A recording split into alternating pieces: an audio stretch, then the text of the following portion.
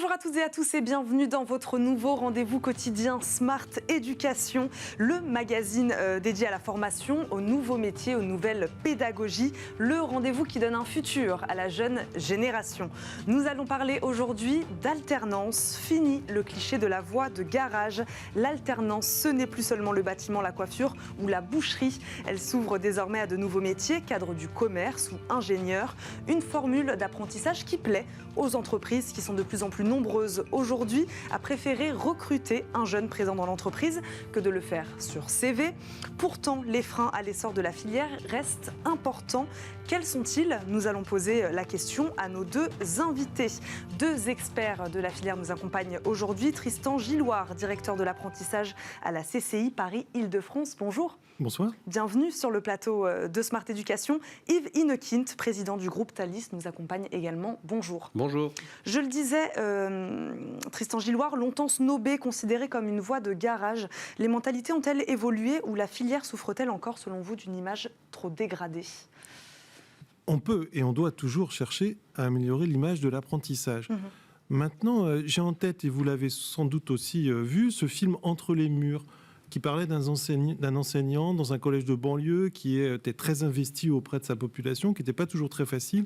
Et moi, ce qui m'avait marqué à l'époque, c'est qu'à un moment donné, il s'adresse à l'un de ces jeunes qui est peut-être le plus difficile parmi tous ses élèves, et lui dit, de toute façon, pour toi, c'est désespérant, il n'y a que l'apprentissage. Bon, alors depuis, on a beaucoup changé, les mentalités ont évolué, et maintenant, je pense que l'apprentissage, c'est pas seulement vécu comme une voie permettant, je dirais, de socialiser les jeunes et puis de leur donner des compétences, donc des jeunes qui ont peut-être un bagage qui ne leur permet pas de faire des études générales. Maintenant, l'apprentissage se développe dans le supérieur, on fait des cursus en apprentissage, les grandes écoles recrutent en apprentissage. Je pense que les mentalités ont beaucoup changé, même si parfois nos gouvernants ont toujours tendance à voir comme dans l'apprentissage une solution je dirais un peu social au problème du chômage des jeunes et à leur inemployabilité. Mais selon moi, l'apprentissage, c'est tout autre chose. Yves Inekint, vous êtes d'accord avec ce constat-là? C'est-à-dire qu'il y avait de toute façon un problème d'image sur cette filière-là. Les mentalités évoluent. Alors pour faire plaisir à Tristan, mais pareil, je rajoute rien, tout a été dit, les mentalités évoluent. Comment expliquer cette évolution des mentalités elle évolue selon vous culturellement par rapport aux jeunes et par rapport aux familles. Aujourd'hui, l'apprentissage ou l'alternance d'une manière générale, ça fait partie d'un vecteur financier pour un moment ou à un autre financer un parcours de formation, une partie de ses études. Et ça, c'est le pari gagné, notamment suite à une réforme ambitieuse sur l'apprentissage, la loi de 2018, donc la réforme Pénicaud, plus quelques petits symboles aussi qu'il ne faut pas négliger de temps en temps. On a tous vécu une mauvaise période, et sait-on jamais, elle est jamais complètement terminée, de crise de confinement sanitaire. On a évité un phénomène gilet jaune, pas pour faire de l'humour, mais pour être bien concret. Et le fait aussi d'avoir voté des primes à l'apprentissage pour inciter les entreprises à embaucher massivement des jeunes, ça a plutôt bien fonctionné. Et la preuve, puisque le Premier ministre l'a rappelé aujourd'hui, c'est reconduit jusqu'en juin 2022. Ça veut dire qu'il y a aussi les symboles forts, régaliens, politiques qui sont lancés aux entreprises, embaucher des jeunes par l'apprentissage. Et moi, ce que je vois, c'est surtout du côté des jeunes. Aujourd'hui, parler alternance, parler apprentissage, je pense que peu importe le niveau de formation, du premier niveau de compétence jusqu'à Bac+5, ça fait partie à un moment ou à un autre d'une courroie de transmission et de savoir-faire. La première école de l'apprentissage, c'est médecine. Il ne faut pas l'oublier. Je fais un tour dans l'entreprise, l'hôpital, et je fais un tour en formation. Donc aujourd'hui, ça passe. Et ça, c'est un vrai sujet. Tristan Gilloire, vous êtes d'accord avec ça? J'imagine la crise aurait donc eu un impact positif sur la filière et sur l'attractivité de la filière? Alors, je ne présenterai peut-être pas les choses de cette façon. Ce qui est vrai, c'est que, comme l'a dit Yves, face à la crise, il y a des mesures qui ont été prises et qui étaient même un peu anticipatrices en fait de cette crise et qui ont favorisé le développement de l'apprentissage. Il y a eu une grosse médiatisation de l'apprentissage, donc on a essayé de casser cette image dont vous parliez tout à l'heure. Il y a eu toute la simplification pour les entreprises de l'accès à l'apprentissage. Il y a eu les aides financières dont parlait Yves. Donc ça, ce sont des mesures très, très porteuses qui ont été prises. Maintenant, je pense aussi que l'apprentissage, et il ne faut pas l'oublier, c'est quoi l'apprentissage? C'est des projets qui se rencontrent. Il y a le projet du jeune, il y a le projet de l'entreprise. Et souvent, l'entreprise, elle a un projet parce qu'elle a un business à développer. Quand elle embauche un apprenti, alors certes, ce n'est pas quelqu'un qui va être opérationnel tout de suite, mais c'est quelqu'un qu'elle embauche avec une vision de développer une activité, développer du chiffre d'affaires, produire. Elle investit sur le jeune, bien entendu. Donc, je pense qu'un des facteurs quand même importants pour le développement de l'apprentissage, c'est tout bêtement le carnet de commandes des entreprises. C'est-à-dire que s'il n'y a pas de marché, si les perspectives ne sont pas bonnes, l'apprentissage, comme les autres types d'emplois, en subit les conséquences. Maintenant, c'est vrai que porté par toutes ces aides qui ont été mises en place, l'apprentissage s'est beaucoup développé. Alors, on s'en réjouit. Il ne faudrait pas que la mécanique se casse. Il faut que tous les jeunes qui viennent frapper la porte des CFA trouvent des entreprises pour effectuer leur formation et réussissent à décrocher ce fameux contrat. Vous en parliez un peu tous les deux, Yves Inokint. À quel nouveau métier alors s'ouvre aujourd'hui cette filière de l'apprentissage, de l'alternance et qu'est-ce qu'elle apporte justement à ces nouveaux secteurs ? Je ne répondrai pas à la question. Parce D'accord. qu'en fait, ça ouvre à tous les métiers. Ouais. Premier niveau de compétence jusqu'à Bac plus 5. C'est vrai qu'il a été rappelé qu'aujourd'hui, ça s'est ouvert fortement sur l'enseignement supérieur. Mais j'ai envie de dire, tous les métiers, à un moment ou à un autre, sont accessibles par l'apprentissage.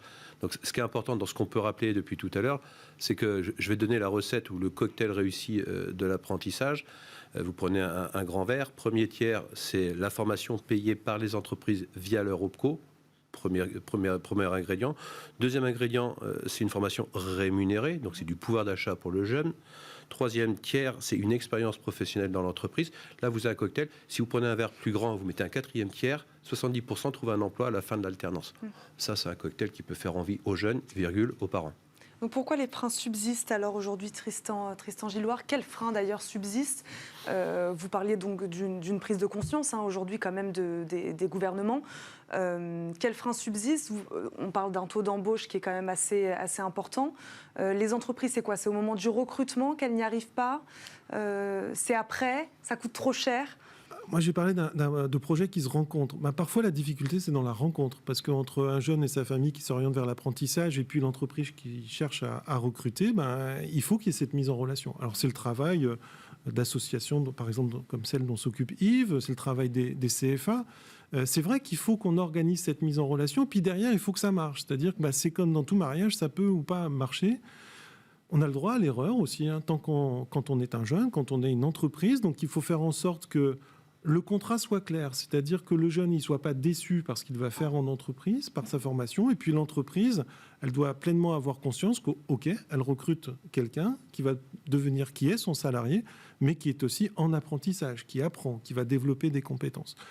Moi, les freins, je pense qu'ils ont été quand même largement levés au cours des dernières années. Il y a toujours sans doute quelques freins liés à l'image de l'apprentissage, parce que les gens qui font l'orientation méconnaissent souvent l'apprentissage. Souvent, c'est des gens qui sont plus une culture d'éducation nationale avec l'enseignement en formation initiale et qui connaissent peut-être un peu moins les métiers, donc qui savent un peu moins bien en parler, même si des progrès ont été faits. Du côté des entreprises, beaucoup d'aides. Moi, je voudrais quand même en profiter pour évoquer un sujet. Il y a l'enseignement supérieur. Et malheureusement, face à ce développement très important de l'apprentissage, on a un problème de financement national. C'est-à-dire que France Compétences, aujourd'hui, n'est pas en mesure, à travers les mécanismes dont on parlait, de couvrir la totalité du coût de l'apprentissage. Donc, il y a un déficit à couvrir. Et à travers des missions qui sont conduites à la demande des ministères, on comprend que l'apprentissage dans le supérieur serait menacé, au motif que, écoutez, finalement, quand on a la possibilité de faire des études, on n'a pas besoin forcément de les faire en apprentissage. Et puis, on semble aussi dire que ça serait à l'entreprise, finalement, de payer l'apprentissage et au-delà de verser sa taxe, de verser ce qu'on appelle le reste à charge, c'est-à-dire la différence entre le coût de formation et son niveau de prise en charge par les OPCO.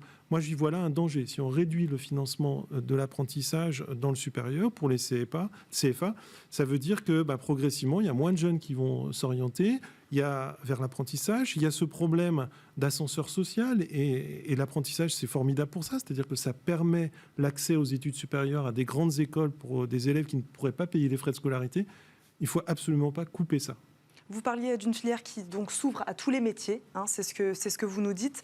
Est-ce qu'il y a des types peut-être quand même de structures qui sont plus à même d'aller vers cette méthode d'apprentissage, peut-être pour des raisons de facilité ? Est-ce qu'on est plus sur des petites structures, des PME, des grandes entreprises ? Alors, historiquement, on a eu l'habitude de dire que c'est plutôt les grandes entreprises qui recrutaient par les voies de l'alternance, contrat de pro et contrat d'apprentissage. Je vais reprendre les propos qui ont été évoqués. Effectivement, notre métier, c'est un métier de mariage on marie un jeune avec une compétence en devenir et une entreprise. C'est un métier de mariage. Donc en fait, on est des mini-pôles emploi de l'alternance. Donc ça, c'est notre quotidien. Ce que je pratique ou ce que les équipes pratiquent dans mon groupe au quotidien, mais ce que je vis aussi avec l'association WALT que l'on évoquait, fondée par les MFR, les Compagnons du Devoir, l'AFTRAL, je vais en oublier obligatoirement le groupe IGS, le groupe Thalys et l'enseignement catholique. On le voit bien au quotidien, c'est ce métier de mariage qu'on pratique matin, midi et soir. Il faut le voir, il faut aller faire un tour dans un CFA, dans une école. De fait, effectivement, ce mariage, il se pratiquait historiquement plus facilement parce qu'on avait des DRH en face de nous, mais aujourd'hui, le terrain à conquérir, il est plutôt dans les TPE, les PME, et ce mariage, il passe par les écoles et par les CFA. Et qu'est-ce que vous dit justement ces TPE, PME? Alors, est-ce qu'elle vous... Elle s'appuie sur nous. Elle s'appuie sur les écoles, elle s'appuie sur les CFA pour réussir ce combo entre un jeune et une compétence et une entreprise et un besoin en compétences. Après, c'est vrai, ce qui a été rappelé, on a beaucoup de politiques qui parlent matin, midi et soir de l'ascenseur social à la française. J'en ferai pas trop ce soir. Et effectivement, le côté apprentissage, contrat de professionnalisation, contrat d'apprentissage, c'est quand même un pied à l'étrier pour un bon nombre de gamins qui viennent voir. Je raconte toujours la même histoire. Moi, j'ai des jeunes qui viennent me voir qui font « Monsieur, je veux faire alternant ». Et là, on commence à se marrer. Parce que alternant, c'est pas un métier. Alors, assis-toi, jeune homme, jeune fille, tu veux faire quoi comme métier? L'alternance, c'est un support financier. Donc, bon nombre de jeunes n'épouseraient pas des carrières qu'on pourrait résumer, mais il nous faudrait plus de temps, s'il n'y avait pas eu la capacité à financer. Il ne faut pas oublier qu'il y a des familles qui ne peuvent pas emprunter pour payer des études, et donc l'alternance devient aussi non seulement une voie royale, mais une voie aussi pour financer des gamins, dans le sens noble du terme, qui ont du pouvoir, qui ont de la compétence, mais qui ont besoin de temps en temps d'être un peu aiguillés. Et c'est un peu là le travail qui est une autre école, CFA, les consulaires et tous ceux que j'ai pu citer tout à l'heure. C'est intéressant sur ce que vous dites sur l'orientation. Il y a quelque chose de l'orientation aussi. On pose la question à ces jeunes, qu'est-ce que vous voulez faire, qu'est-ce que vous pouvez faire, quelles sont vos compétences? Avec l'apprentissage, peut-être plus que dans les filières classiques, Tristan Gilloire. Bah oui, l'apprentissage, c'est parlant. Donc déjà, il faut, par exemple, multiplier les stages de découverte, c'est-à-dire faire venir les jeunes dans un CFA, parce que dans un CFA, grosso modo, on est là pour apprendre, mais dans les conditions qui sont proches de celles de l'entreprise. On travaille sur des plateaux techniques, on a des objectifs à atteindre, et il faut faire découvrir ça aux jeunes. Il faut leur parler, il faut leur montrer. Une question, il nous reste 20 secondes. Comment donner plus de moyens aujourd'hui aux entreprises, peut-être? C'est pas une question de moyens, c'est une question de confiance. Je pense qu'il faut arrêter ces politiques au terme desquelles on est parce que vous avez une prime, vous embauchez. Je pense que c'est pas ça la réalité. Donc confiance en l'économie. Confiance, voilà. Ce sera le mot de la fin. Merci beaucoup à tous les deux de nous avoir accompagnés aujourd'hui. Merci à vous de nous avoir suivis. On se retrouve demain même heure pour un nouveau numéro de Smart Éducation. Bonne journée.